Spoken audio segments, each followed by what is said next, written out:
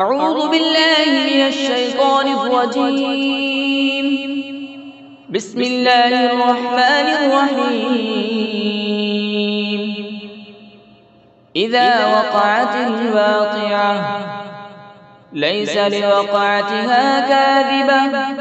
خافضة رافعة إذا رجت الأرض رجا وبست الجبال بسا فكانت هباء منبثا وكنتم أزواجا ثلاثة فأصحاب الميمنة ما أصحاب الميمنة وأصحاب المشأمة ما أصحاب المشأمة والسابقون السابقون أولئك المقربون في جنات النعيم ثلة من الأولين وقليل من الآخرين على سرر موضونة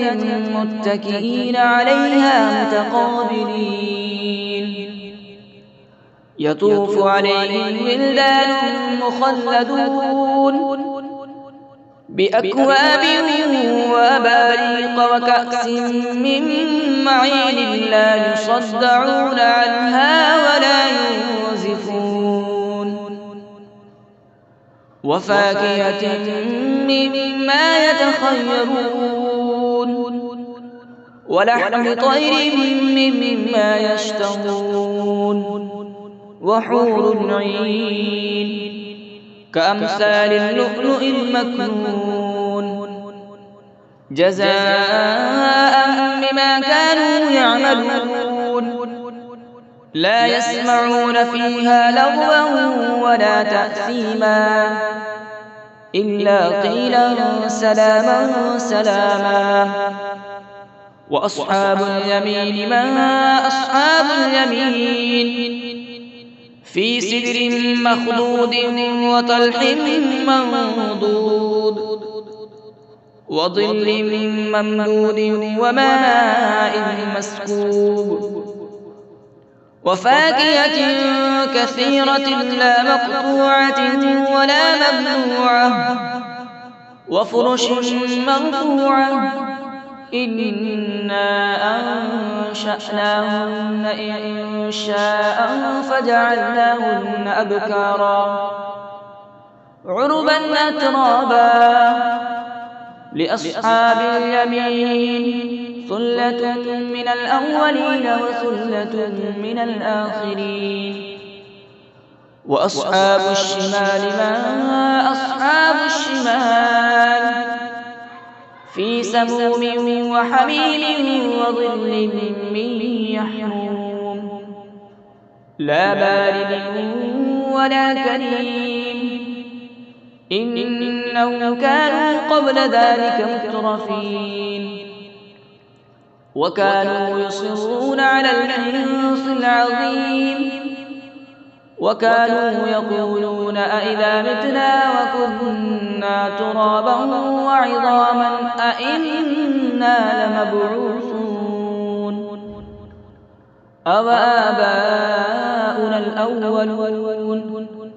قل إن الأولين والآخرين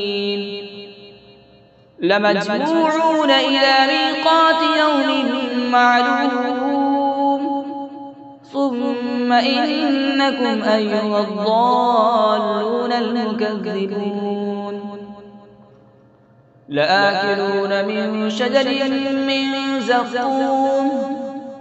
فمالئون منها البطون فشاربون عليه من الحميم فشاربون شرب الهيم هذا نزلهم يوم الدين نحن خلقناكم فلولا تصدقون أفرأيتم ما تمنون أأنتم تخلقونه أم نحن الخالقون نحن قدرنا بينكم الموت وما نحن بمسبوقين على أن نبدل أمثالكم وننشئكم فيما لا تعلمون ولقد علمتم النشأة الأولى فلولا تذكرون أفرأيتم ما تحرثون أأنتم تزرعونه أم نحن الزارعون لو نشاء لجعلناه حطاما فظلتم تفكهون إنا لمغرمون بل نحن محرومون أفرأيتم الماء الذي تشربون أأنتم أنزلتموه من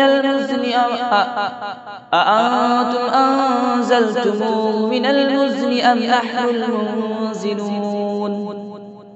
لو نشاء جعلناه أجاجا فلولا تشكرون أفرأيتم النار التي تورون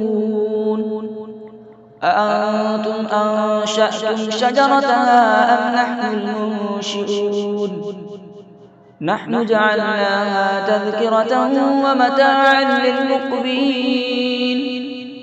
فسبح باسم ربك العظيم فلولا أقسم بمواقع النجوم وإنه لقسم لو تعلمون عظيم إنه لقرآن كريم في كتاب مكنون لا يمسه إلا المطهرون تنزيل من رب العالمين أفبهذا الحديث أنتم مدهنون وتجعلون رزقكم أنكم تكذبون فلولا إذا بلغت الحلقوم وأنتم حين يومئذ تنظرون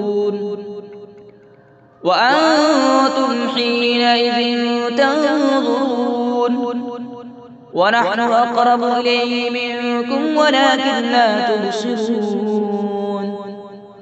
فلولا إن كنتم غير مدينين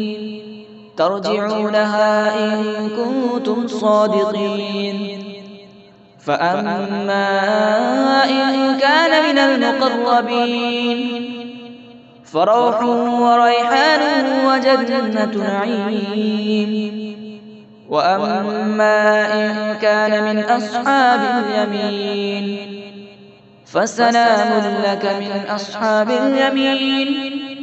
وأما إن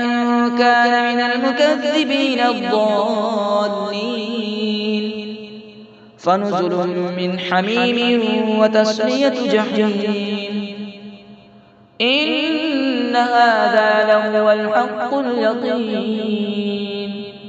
فسبح باسم ربك العظيم صدق الله العظيم.